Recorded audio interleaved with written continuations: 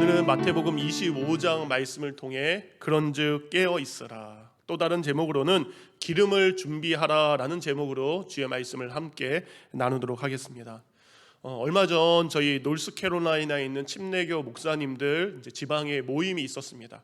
그 지방회 때 이제 한국에 있는 한 분을 모시고 저희가 온라인으로 주여, 코로나 시대의 교회는 어디로 가야 합니까? 우리 코로나 시대를 겪고 있는데 주여, 코로나 시대의 교회는 어디로 가야 됩니까? 라는 주제로 유익한 강의를 듣게 되었습니다.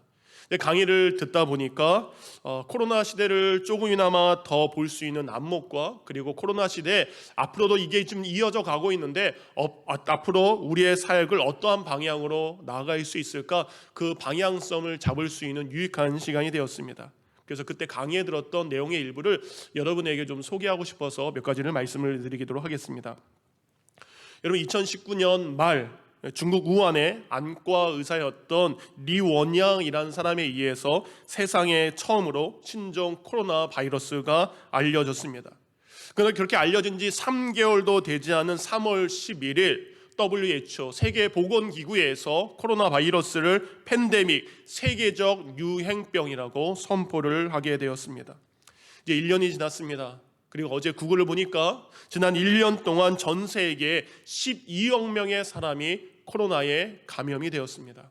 그리고 자그마치 안타깝게 269만 명, 거의 270만 명에 가까운 사람이 이 바이러스에 의해서 생명을 잃고 말았습니다. 코로나는 국제 정세뿐만 아니라 각 나라의 정치, 경제, 문화, 외교 그 어느 부분도 영향을 끼치지 않은 곳이 없게 되었습니다. 그 사진을 보면 사람들은 이제 이 코로나가 세계를 다시 한번 BC와 AD로 나눴다. 곧 BC, Before 코로나와 AD, After Disease.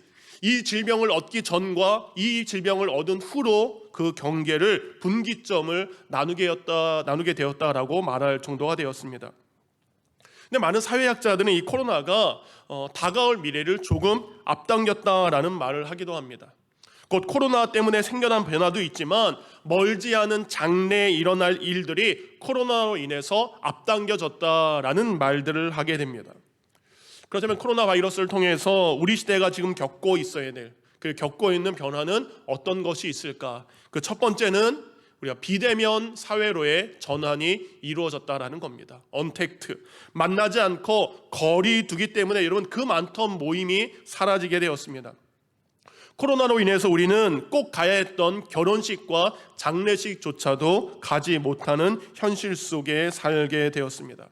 그래서 코로나 시대 우리는 비대면, 언택트라는 단어를 많이 사용하게 되는데, 여러분 이 비대면, 언택트라는 것은 코로나 이전부터 벌써 시작이 되었습니다. 영국의 한 글로벌 컨설팅 회사가 2019년 세계 10대 기업을 발표를 했습니다. 마이크로소프트, 애플, 아마존, 구글, 페이스북, 아마존, 텐센트, 여러분 10대 기업 중에 7개 대기업이 먼저 비대면 비즈니스를 하고 있는 기업들로 자리매김하고 있는 것을 알 수 있습니다. 그러니까 코로나 이전부터 세계는 비대면을 향하고 서서히 가고 있었지만 코로나로 인해서 이제는 메이저 트렌드가 됐다라는 겁니다. 이제 비대면은 지속적으로 중요한 사회 문화로 자리를 잡을 것입니다. 그렇지만 그렇다고 우리 사회가 모두 비대면으로 간다는 것을 의미하지는 않습니다. 이제 우리 사회는 이제 가장 효율적인 방식의 대면, 그리고 비대면의 이 황금 비율을 찾아야 될 숙제가 저와 여러분에게 남겨졌다라는 겁니다. 두 번째, 코로나 시대는 우리로 하여금 온라인 교육이라는 것을 시작하게 했습니다. 여러분, 감염 위험이 들면서 많은 학교들이 비대면 교육을 시작했습니다. 학교 교육은 온라인 교육으로 원해서가 아니라 강제적으로 전환하는 기회를 맞이하게 되었습니다.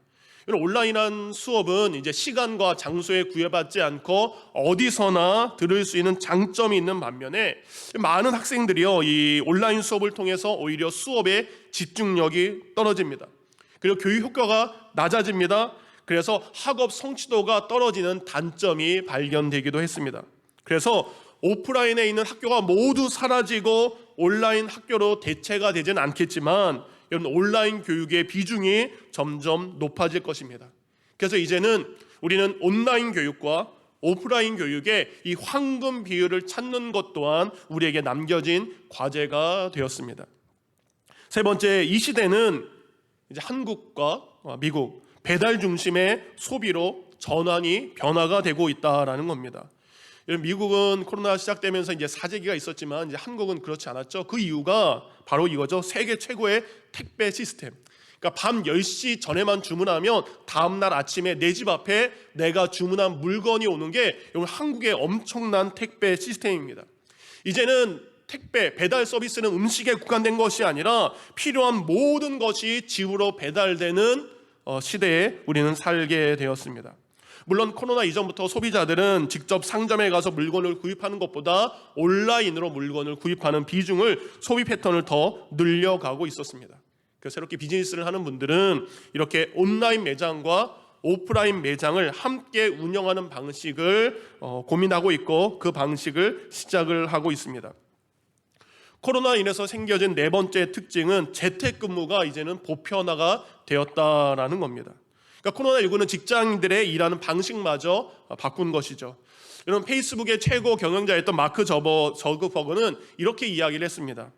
향후 10년에 걸쳐서 재택근무를 중심으로 하는 회사 운영 방식을 채택할 것입니다.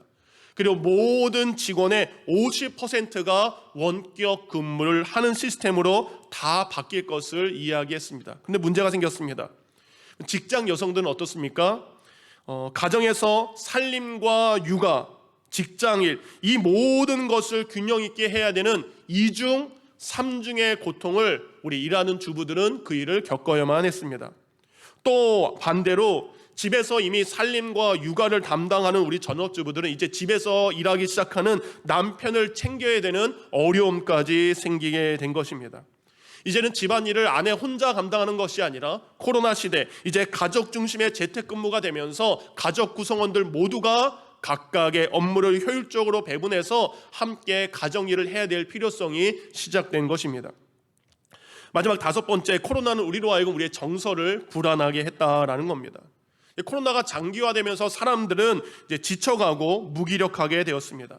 이 사람들과의 관계가 단절되다 보니까 정서적으로 메말라 갑니다. 그것을 바로 무기력과 불안이 따른 코로나 블루라는 것을 새로운 유행이 생기게 되었습니다. 그런데 이제는 코로나 블루를 넘어서요, 1년이 되니까 코로나 레드라는 말이 생겼습니다. 그리고 이 코로나로 인한 그 분노를 격노하고 격렬하게 분출하는 코로나 블랙이라는 것이 새로 생겼다라고 합니다.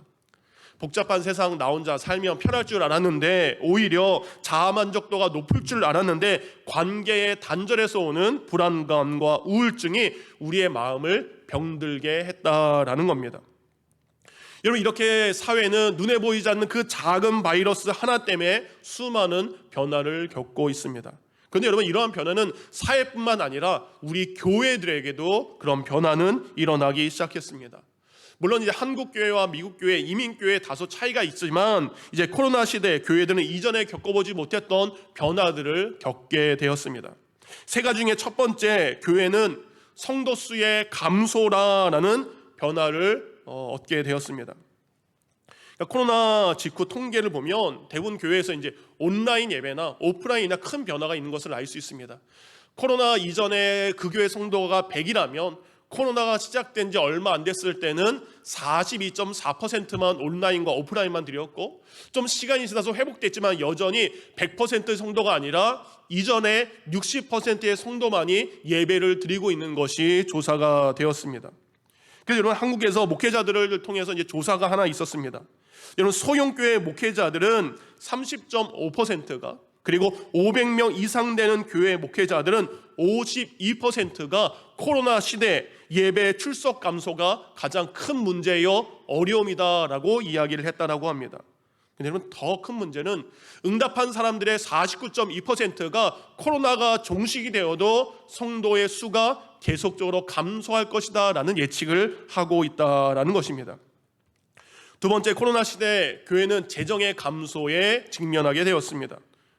출석 교인이 줄어들면서 당연히 교회 재정의 감소를 따라올 수밖에 없는 필연적인 결과라는 거죠. 보시는 표는 한국기독신문의 자료입니다. 곧 코로나로 온라인 예배가 시작되면서 전체 교회의 93%가 전보다 헌금이 줄었다라는 것을 우리는 볼 수 있습니다. 근데 여러분, 헌금이 줄었지만 여러분, 대형 교회는 그동안 있었던 많은 행사라든지 각 부서의 운영이 줄어들면서 3.6%만이 우리 교회 재정 어려워요 라고 대답했다고 합니다.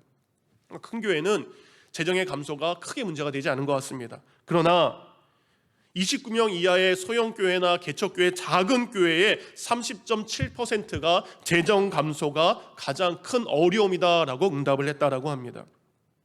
세 번째, 코로나는 우리로 하여금 온라인 예배라는 것을 시작하게 만들었습니다.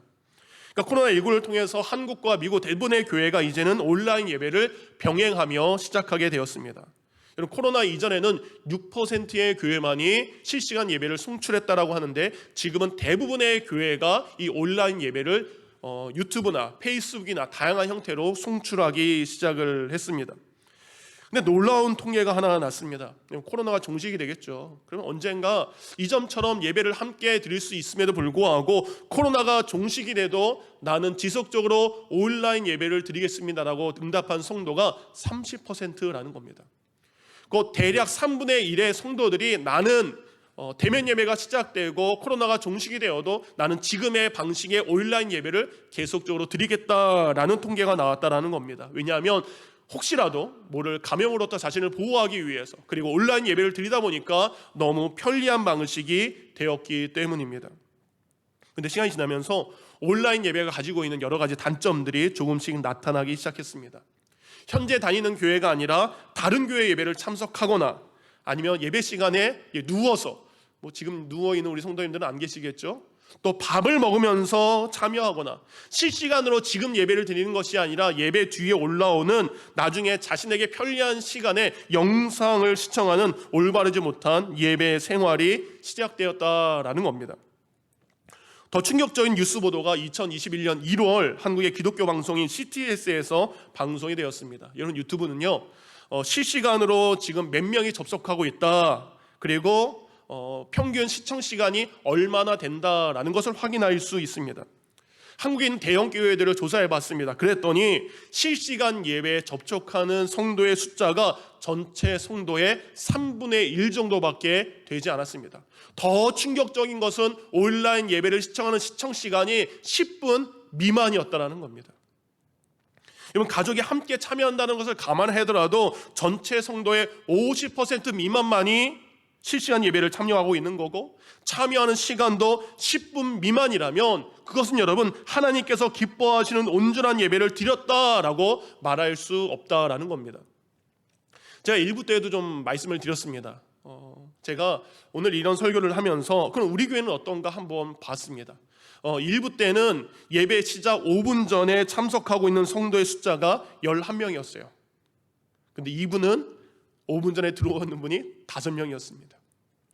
이제 찬양이 시작됐을 때 1부는 24가정이 함께 참여했습니다. 근데 2부는 20분이 찬양을 함께 시작했습니다. 설교할 그때 1부 때는 47가정에서 50가정이 보고 있는데 지금은 37가정이 이 예배를 드리고 있습니다. 그러면 40가정으로 잡는다 했었을 때에 반 정도 되는 성도가 예배 시작부터 처음부터 끝까지 온전하게 드리는 것이 아니라 다 예배에 늦게 들어오는 것을 알 수 있어요. 그러니까 예배 5분 전에 5명밖에 없었던 거예요. 찬양이 시작되니까 20가정밖에 되지 않았던 거예요. 그리고 설교하는 이때가 돼서야 37가정이 예배드리기 시작했다는 겁니다. 그러니까 온라인 예배는 그만큼 우리에게 온전한 예배를 기대하기 힘들다는 거죠. 여러분, 설교하는 저에게도 너무나 힘듭니다. 지금은 이제 기도하시는 집사님이 계셨지만 1부 때는 아무도 안 계셨거든요. 그럼 제가 지금 카메라를 보고 설교하고 있는데 이 아크릴이 있으면 여러분, 제가 제 얼굴을 보고 설교하는 겁니다. 이 조명에 비춰서 카메라가 보이지만 제가 제 눈동자를 보고 설교하기 때문에 인도자에게 있어서도 온라인 예배는 큰 어려움이 있습니다. 여러분, 이렇게 이 땅의 교회들이 이전에 없었던 시대적인 변화에 따라서 교회의 변화도 요구받고 있습니다. 교회가 세상을 걱정하는 것이 아니라 세상이 이제는 교회를 걱정하는 시대가 되었습니다. 교회가 변화되지 않으면 안 되는 시대에 우리는 직면하게 되었습니다. 그렇다면 여러분, 모든 일을 주관하시는 분이 하나님이신데, 그럼 하나님은 왜 이 땅의 교회들이, 성도들이 이런 일들을 겪게 하셨을까? 우리는 그 의미를 찾아봐야 됩니다. 저는 지난 몇 주간 동안 예수님의 말씀과 행적을 통해서 하나님께 택함받았다라고 하는 이스라엘 백성들, 유대교 종교 지도자들의 교만한 마음과 오만한 태도를 보았습니다. 화려하고 웅장하게 세워진 헤롯 성전에서 수만 마리의 짐승들이 수없이 제사를 올려드렸지만 참된 예배를 상실한 이들의 모습을 우리는 보았습니다. 사람들이 만들고 추가한 율법과 장로들의 전통을 하나님의 말씀보다 더 중요하게 여기고 따르는 사람들의 모습을 우리는 보았습니다. 이렇게 여러분, 유대인들은 하나님을 믿는다라고 하면서 자신이 믿고 있는, 그리고 자신이 경배해야 될 그 하나님을 오히려 자신들이 만들어 놓은 유대교라는 종교적인 틀 안에 가두고 있는 것을 보았습니다. 그러기에 예수님은 그들을 책망하시고 그들의 행위를 심판하셨던 것입니다. 혹시 지금 우리에게도, 이 땅에 있는 교회들에게도 오늘 마태복음에 기록된 그들의 모습과 같은 모습이 있지 않은지 우리의 모습을 돌아보기를 원합니다. 마치 유대인들이 유대교라는 종교 안에 하나님을 가둔 것처럼 온 인류를 구원하기 위해서 오신 예수님을 우리만의 기독교의 창시자로 만들고 기독교라는 종교적 틀 안에 우리만의 신으로 우리는 가두고 있지 않은가, 우리의 모습을 돌아봐야 됩니다. 미국 상원에 상원 의원들의 예배를 인도하는 리처드 헬버슨이라는 목사님이 있습니다. 그 목사님이 이런 이야기를 했습니다. 교회는 그리스로 이동해 철학이 되었고 로마로 옮겨가서 제도가 되었다. 그 다음에 유럽으로 가서 문화가 되었고 마침내 미국에 왔을 때 교회는 기업이 되었다. 한국의 한 영화 감독은 여기 하나를 더 더했습니다. 교회는 한국에 와서 대기업이 되었다. 교회가 언제나 어디서나 그 복음의 순수성을 지키고 참된 예배와 영혼 구원과 성도의 아름다운 교제가 이어져 가야 되는데, 사람들은 끊임없이 자신들이 원하는 복음, 사람들을 위한 교회로 만들어 왔음을 우리는 역사를 통해 알고 있습니다. 이 시대 많은 목회자와 교회 리더들은 영혼 구원보다 교회의 명예와 사람들의 영광을 우선하는 시대에 우리는 살게 되었습니다. 각 교단별로 수많은 교리를 만들고 성경보다 교리를 가르치는 것이 우선하게 되었습니다. 화려하고 웅장했던 헤롯 성전보다 각 교회는 크고 웅장한 건물들을 만드는데 그 우선순위를 두게 되었습니다. 교회는 마치요, 예배드리는 공장 같습니다. 1부, 2부, 3부, 4부 각 시간마다 사람들이 우르르 들어와서 예배를 드리고 다시 우르르 밖으로 나가는 그 순간, 교회 안에서는 거룩한 예배의 모습으로 예배를 드리는 것 같지만 이제 예배가 끝나서 교회 밖에, 건물 밖으로 나가면 내가 그리스도인의 옷을 벗고 그리스도인한 허물을 벗고 세상 사람들과 똑같은 삶의 방식으로, 똑같은 삶의 기준으로 살아가고 있는 것이 아닌가. 그래서 그런 예배를 드리는 우리에게, 그런 모습으로 신앙하는 우리에게, 그리고 그런 모습으로 보이는 교회를 멈추게 하기 위해서 예수님께서, 하나님께서 이런 일을 일어나게 하신 것이 아닌가, 우리는 깊이 묵상해 봐야 됩니다. 그래서 지금 우리가 겪고 있는 이 시대, 그리고 우리 교회 지체들의 성도들, 이것은 다시 한번 참된 교회가 되기 위한, 참된 그리스도인으로 살기 위해서 우리를 바로잡기 위한 하나님의 기회가 아닌가, 우리는 그것을 생각해 봐야 됩니다. 여러분, 오늘 본문은요, 혼인잔치를 위해 신랑을 기다리는 신부와 그리고 그 신부를 위한 10명의 들러리에 관한 말씀입니다. 이렇게 10명의 처녀는 한국에는 들러리가 없지만 미국엔 들러리가 있죠. 그 10명의 들러리에 관한 이야기입니다.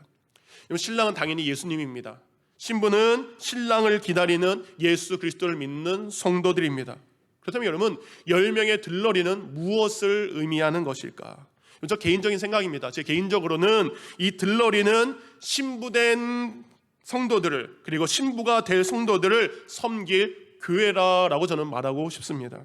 왜냐하면 여러분, 신부가 신랑과 함께 즐거운 혼인잔치에 참여할 수 있도록 들러리는 신부보다 먼저 신랑에게 등불을 들고 오실 신랑을 기다립니다. 그리고 마침내 기다리다가 만난 신랑의 행렬을 신부에게로 인도하는 것이 들러리의 역할인 것처럼, 교회는 이 땅에 있는 사람들보다 먼저 깨어서 앞서 나가 예수 그리스도의 오심을 맞을 준비를 해야 됩니다. 그리고 이 땅에 오신 예수 그리스도를 이 땅에 있는 성도들에게, 이 땅에 있는 사람들에게 인도해야 될 사명이 있는 것이 바로 들러리인 교회의 역할인 것이죠. 곧 교회는 주인공이 아니라 교회는 믿음의 일들을 감당할 수 있도록 섬기는 들러리가 되어야 되는 것이죠. 언젠가 예수님이 다시 오시는 그날에, 왜냐하면 어린 양 예수 그리스도와 예수 그리스도를 믿는 성도들의 아름다운 혼인잔치가 하나님 나라에서 이루어지기 때문입니다. 요한계시록 19장 7절과 8절, 우리 가정에 계신 분들도 함께 읽겠습니다. 시작. 기뻐하고 즐거워하며 하나님께 영광을 돌리자. 어린 양의 혼인날이 이르렀다. 그의 신부는 단장을 끝냈다. 신부에게 빛나고 깨끗한 모시옷을 입게 하셨다. 그 모시옷은 성도들의 의로운 행위다. 예수님이 다시 오시는 그날 어린 양 예수님과 의로운 행실의 옷을 입은 성도들의 혼인잔치가 이제 하나님 나라에서 이루어지게 됩니다. 그래서 교회는 이 땅에 있는 성도들이 그날에 신랑 되신 예수님을 맞이할 수 있도록, 그리고 신부인 성도가 그 잔치에 참여할 수 있도록 그날을 준비해 주는 것이 바로 교회의 사명인 것입니다. 오늘 본문 3절을 보면 10명의 처녀들 가운데 미련한 5명의 모습이 나옵니다. 미련한 자들은 등을 가지되 기름을 가지지 아니하고. 4절에 보면 슬기 있는 처녀들의 모습을 이렇게 기록하고 있습니다. 슬기 있는 자들은 그릇에 기름을 담아 등과 함께 가져갔더니. 여러분, 10명의 들러리가 신랑을 맞이하기 위해서 등불을 들고 신랑 오는 길에 마중을 나갑니다. 그런데 5명의 미련한 여인들은 등을 가지고 가면서 기름을 가지고 가지 않습니다. 왜냐하면 자신의 눈에 보니까 등불 밑에 얼마 동안 불을 비칠 수 있는 기름이 보이기 때문입니다. 불이 안 꺼질 것처럼 그들은 기름이 부족하지 않을 것처럼 생각했기 때문입니다. 그런데 5명의 지혜로운 들러리들은 등과 함께 그릇에 기름을 담아서 함께 가지고 갑니다. 왜냐하면 물론 등불에 기름이 지금은 얼마간 있어서 얼마 동안은 불이 꺼지지 않겠지만 혹시라도 신랑이 더디 오면 기름이 부족할 수 있다는 것을 알았기 때문입니다. 그래서 등불과 함께 신부를 위한 들러리의 옷도 아름답습니다. 아름다운 옷을 입은 신부지만 힘들고 수고스럽게 그릇에 기름을 담아 준비한 것을 알 수 있습니다. 이렇게 미련한 여인들과 슬기 있는 여인들의 차이점은 무엇입니까? 이런 미련한 여인들은요, 당장 눈앞에 보이는 것만 중요하게 생각해서 아무런 준비도 하지 않았습니다.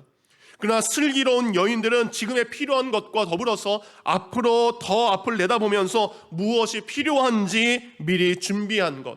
그래서 준비한 사람과 준비하지 않은 사람, 그래서 미련한 여인과 슬기로운 여인의 차이가 거기서 생긴 것입니다. 여러분, 교회도 마찬가지입니다. 교회의 사역도 오늘 현실만 생각하고 사역하는 교회가 있고요, 앞을 내다보면서 준비하는 교회가 있습니다. 성도도 마찬가지입니다. 오늘만 생각하면서 이 땅의 일만 생각하는 성도의 삶이 있고, 장차 오실 예수 그리스도를 맞이할 준비를 하고 살아가는 성도가 있다라는 겁니다. 그렇다면 지금 여러분은, 지금 우리 샬롬 열린교회는 주님을 맞이할 준비를 하며 살고 있는가? 우리의 모습을 돌아봐야 됩니다. 물론 지금은 미련한 여인이나 슬기로운 여인이나 다 등불에 불이 켜져 있습니다. 그런데 조금 지나가 보니까 들러리의 생각과 다르게 신랑이 더디 오는 경우가 너무나 많습니다. 일부에는 말씀을 안 드렸지만 저희 나라에 한 문화가 있었잖아요. 이스라엘에도 이런 신부의 지창금을 가지고 신랑이를 벌이는 일들이 있었습니다. 그러니까 신랑은 신부를 데리러 가기 전에 그 지창금 때문에 흥정을 하느라고 늦어지는 일들이 허다했다라는 겁니다. 그것을 알고 있었다라는 겁니다. 그럼에도 불구하고 우리에게 이런 일이 안 일어나겠지라는 혹시나 하는 마음으로 그들은 어리석게 준비를 안 한 것입니다. 10명의 들러리가 기다리고 있는데 신랑이 더디 옵니다. 그래서 모든 들러리들은 기다리다가 졸다 마침내 잠에 빠졌습니다. 얼마나 시간이 지났는지 모르지만 밤중에 한 소리가 저 멀리서 들려옵니다. 6절입니다. 신랑이로다 맞으러 나오라. 어두운 밤에 한 소리가 드디어 외치게 됩니다. 신랑이로다 맞으러 나와라. 그토록 기다렸던 신랑의 행렬이 마을 입구에 도달한 것을 알 수 있습니다. 근데 문제가 생겼습니다. 들고 있던 등불을 보니까 5명의 어리석은 여인들은 기름이 거의 꺼져서 불이 꺼지게 됩니다. 나누어 쓰기에는 5명의 들러리도 넉넉하지가 않아서 그것을 나눴다가는 모두의 불이 꺼질 수 있게 되기 때문입니다. 등불이 꺼지면 신랑의 행렬이 길을 잃을 수밖에 없습니다. 그러면 혼인잔치가 늦어질 수밖에 없기 때문에 나눠 줄 수 없습니다. 이제 5명의 들러리는 부랴부랴 기름을 사러 출발하게 됩니다. 하지만 그 기름을 사러 간 사이에 신랑의 행렬은 미리 마중 나온 여인들과 만나게 되었고, 그 마중 나온 5명의 들러리와 함께 신부가 기다리는 혼인잔치집으로 들어가게 됩니다. 마침내 신랑의 행렬과 5명의 신부의 들러리가 혼인잔치집에 들어가자 그 문은 굳게 닫히게 됩니다. 그리고 닫힘과 더불어서 이제는 기쁨의 혼인잔치가 시작이 됩니다. 뒤늦게 기름을 사러 갔던 여인들이 왔지만 문이 닫혀 있습니다. 그리고 그 문을 두들겨 보며 이야기합니다. 우리도 왔습니다. 우리도 들여보내주세요. 네, 그때 12절 안에서는 이런 대답만이 이루어지게 됩니다. 대답하여 이르되 진실로 너희에게 이르노니 내가 너희를 알지 못하노라. 이런 당시 유대인들의 결혼 풍습은 신랑과 들러리의 행렬에 이제 따라서 혼인잔치 집에 들어온 사람만이 그 잔치에 참여하는 것이 그들의 결혼 풍습이었습니다. 신랑이 올 것을 알고 미리 준비한 이들은 이제 기쁨의 잔치를 나누지만 미리 준비하지 못한 이들은 기쁨에 동참할 수 없게 됩니다. 여러분, 요한계시록 2장과 3장을 보면 7교회가 나옵니다. 교회가 교회로서 사명을 어떻게 감당했냐에 따라서 여러분 빌라델비아 교회와 서머나 교회는 칭찬만 받습니다. 잘하였도다라고 칭찬만 받습니다. 근데 어느 교회는 칭찬과 함께 책망도 받습니다. 그런데 한 교회, 그 교회는 스스로가 우리는 잘 믿고 있어 라고 착각했던 이들입니다. 여러분, 그들은 믿는 것도 아니었고 안 믿는 것도 아닌 미지근한 신앙으로 형식적인 믿음을 가지고 살았던 이 라오디게아 교회를 향해서는 예수님 이런 말씀하십니다. 내가 입에서 너희를 토하여 버리리라. 강한 책망만을 받은 것을 알 수 있습니다. 그렇다면 우리 열린교회, 우리 성도들이 준비해야 될 여러분 그 기름은 무엇을 말하는 것입니까? 우리 예수님 다시 오실 때까지 우리는 어떤 기름을 준비하며 살아가야 됩니까? 여러분, 10명의 들러리에게 지금 모두가 등불을 가지고 있습니다. 지금 그들이 가지고 있는 등불을 교회로 말하면 예배입니다. 모든 교회는 예배를 드리고 있습니다. 그리고 믿는 자, 성도로 말하면 그리스도인다운 삶을 의미합니다. 모든 교회가 예배를 드리고 있고 모든 성도들은 믿는 자답게 살려고 하는 의지와 마음은 있습니다. 그런데 기름이 계속적으로 공급되지 않으면 그 등불은 머지않아 꺼질 수밖에 없습니다. 그렇다면 예배를 예배로서 온전하게 드릴 수 있도록 돕는 것, 그리스도인을 그리스도인답게 살 수 있도록 돕는 기름의 역할은 무엇일까? 그것은 바로 여러분 하나님께서 우리에게 주신 이 생명의 말씀입니다. 여러분, 예수님은요 말씀이 육신이 되어 이 땅에 오셨습니다. 그리고 다시 하나님의 나라에 가실 때도 말씀을 남기고 가셨습니다. 여러분, 잘못된 중세교회 카톨릭 신앙에 개혁하기 위해서 종교개혁이 일어났습니다. 여러분, 종교개혁의 핵심은 말씀으로 돌아가자입니다. 오직 말씀으로 돌아가자, 진리로 돌아가자, 성경의 본질로 돌아가자, 이것이 종교개혁의 모토가 되었습니다. 그래서 마틴 루터와 많은 종교개혁가들이 가장 많이 한 일은 바로 성도들의 손에, 바로 여러분의 손에 이 하나님의 말씀을 쥐어준 것, 그것이 바로 종교개혁의 가장 큰 역할이었습니다. 카톨릭 사제들의 소리를 듣는 것이 아니라 이제 여러분이 직접 성경을 읽고 그 안에 하나님의 뜻이 무엇인가 발견하고 예수께서 무엇을 말씀하시는가 성도들의 눈으로 직접 확인하라는 것입니다. 교회에 그래서 예배가 있지만 강단에 참된 말씀의 선포가 없으면, 우리가 예배에 몸은 와 있고 예배 시간 이곳에 있지만 예배드리는 성도의 마음속에 참된 하나님의 말씀이 없으면 그 예배의 불은 곧 꺼지게 된다라는 사실입니다. 교회와 성도의 삶에 하나님의 말씀의 진리가 없으면 교회 또한 교회의 사명을 머지않아 감당하지 못하게 됩니다. 성도들도 말씀이 없으면 봉사와 헌신과 충성이 멈추게 됩니다. 그래서 교회는 계속적으로 예배 속에 참된 예배를 위한 말씀의 선포가 있어야 됩니다. 성도들도 하나님의 말씀을 읽고 묵상하고 그 말씀이 꺼지지 않도록 말씀을 붙잡고 살아가야 되는 기름이 저와 여러분에게 있어야 됩니다. 코로나 시대뿐만 아니라 예수님이 다시 오시는 그날까지 우리 성도들이 깨어 있어야 되는 것은 바로 준비해야 되는 것은 바로 말씀의 기름입니다. 코로나가 지속되면서 비대면 사회, 언택트 사회가 계속 지속이 되어도 온라인 교육과 온라인 예배가 대세가 된다 할지라도 사람들이 세상 밖으로 나오지 않는다 할지라도 이제는 교회 중심의 신앙생활이 아니라 가정 중심의 신앙생활이 된다 할지라도 성도들의 숫자가 비록 줄어든다 할지라도 교회의 재정이 줄어든다 할지라도 할 수 있는 사역은 교회와 성도들이 하나님의 말씀을 가까이 하는 것, 그 말씀을 여전히 읽는 것, 그 말씀을 여전히 가르치고 묵상하고 그 말씀이 삶으로 순종될 수 있도록 하는 것이 우리가 준비해야 될, 변함없이 예수님이 오실 때까지 감당해야 될 사명의 모습입니다. 올해 표어가 말씀이 삶으로입니다. 하나님의 말씀이 삶 속에 이루어질 수 있도록 돕는 것이 교회의 역할이요, 그리고 우리가 준비해야 될 기름이라는 것입니다. 너무나 감사한 것은 우리 샬롯 열린교회는 예고, 예꿈, 뉴스, 청년부, 우리 어른들이 똑같은 큐티 본문을 가지고 같은 본문의 설교를 듣고 같은 본문의 내용을 가지고 성경 공부를 하고 있다는 겁니다. 그렇다면 여러분, 그동안 교회 중심으로 했던 성경 공부 말씀이 가정 중심으로 이루어질 수 있는 모든 것이 준비되어 있다라는 겁니다. 우리가 가정에서 이렇게 하나님의 말씀을 배우는 것처럼 아버지와 어머니가 함께 일주일에 한 번이라도 가정 예배, 가정 큐티를 들을 수 있는 모든 준비가 여러분 가정에 이미 되어 있다라는 겁니다. 그래서 우리 교육자들과 함께 좀 고민을 하려고 합니다. 이미 우리에게 큐티 말씀은 다 있습니다. 어른부터 아이의 이르기까지 온 가족이 어떻게 하면 이 하나님의 말씀을 일주일에 한 번이라도 나눌 수 있을까? 그 말씀의 기름이 가정에 어떻게 채워질 수 있을까? 저희도 고민하겠습니다. 우리 성도님들도 그 고민에 동참하기를 원합니다. 코로나 시대 함께 오지 못하는 성도들을 위해서 4월부터 온라인 성경 통독반을 시작할 것입니다. 성경 66권을 각 한 권을 읽고 그 말씀에 하나님의 뜻을 읽은 다음에 처음부터 끝까지 읽는 성경 통독 모임을 시작하려고 합니다. 여러분께서 비록 교회는 못 오신다 할지라도 그 시간에 동참하시기 바랍니다. 예전에 제가 2년 반 거의 3년에 걸쳐서 성경의 맥을 잡아라 라는 성경 공부를 진행했었습니다. 이제 성경의 맥을 잡아라 함께 더불어서 성경이 읽어지네 라는 책이 있습니다. 그 두 가지를 함께 준비하고 있습니다.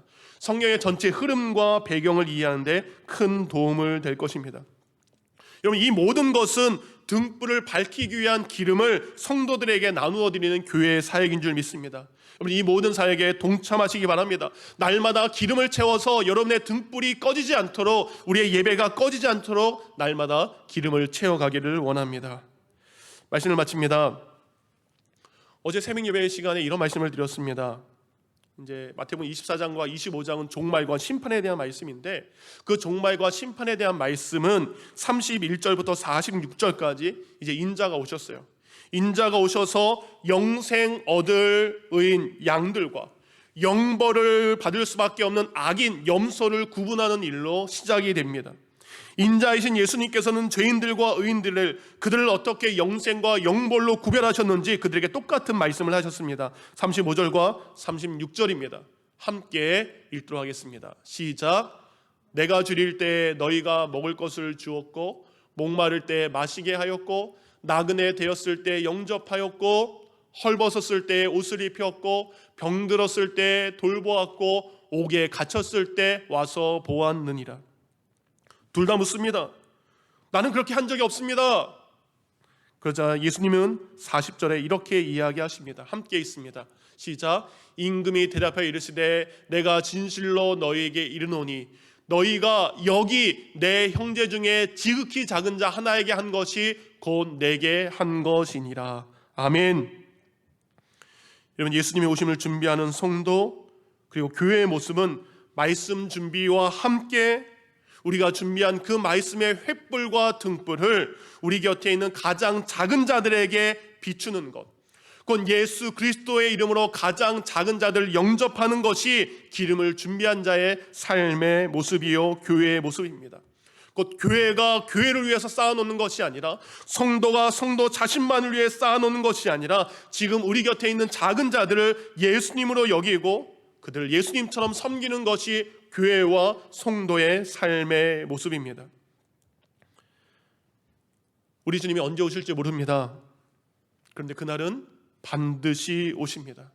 그러게 우리가 해야 될 것은 예배를 통해 등불을 밝히는 것입니다.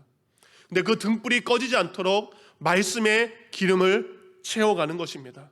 그리고 기름도 있고 그리고 환한 등불도 있다면 우리는 그것을 가지고 세상 밖으로 나아가서 지극히 작은 자들에게 예수님의 사랑의 빛을 그들에게 비추며 기다리는 것이 교회의 역할이요 성도의 역할인 줄 믿습니다.